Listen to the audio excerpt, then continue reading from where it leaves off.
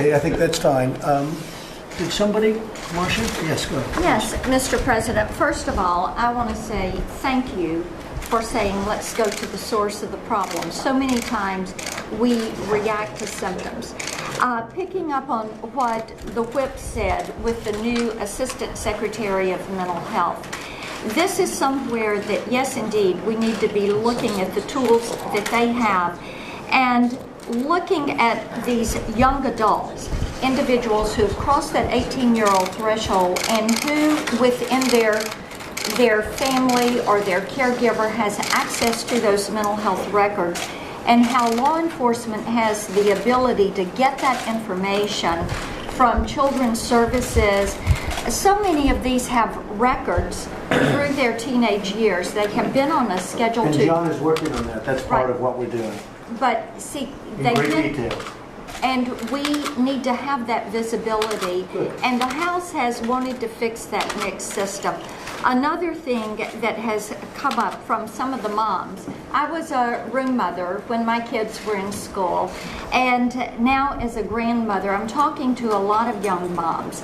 They have said one of the things we need to do as we review these issues is look at entertainment and the video games, the rating system, the movies, how things are approved and what children are being exposed to, and especially children that have some of these mental health issues, and they feel that has a role to play. Now, some of my sheriffs... I think that's a very important point. Yeah.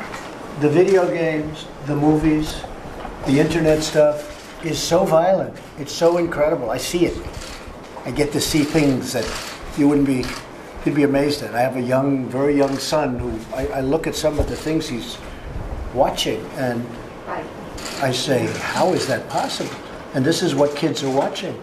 And I think you maybe have to take a look at it. You know, you rate movies for different things. Maybe you have to also rate them for terror, for what they're doing and what they're all about. It's hard to believe that, at least for a percentage, and maybe it's a small percentage of children, this doesn't have a negative impact on their thought process. But these things are really violent.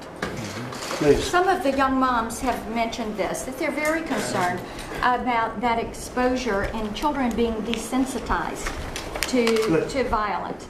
So they would like that. One of my sheriffs, Sheriff Eddie Ferris, had a great idea. He's in Putnam County, Tennessee.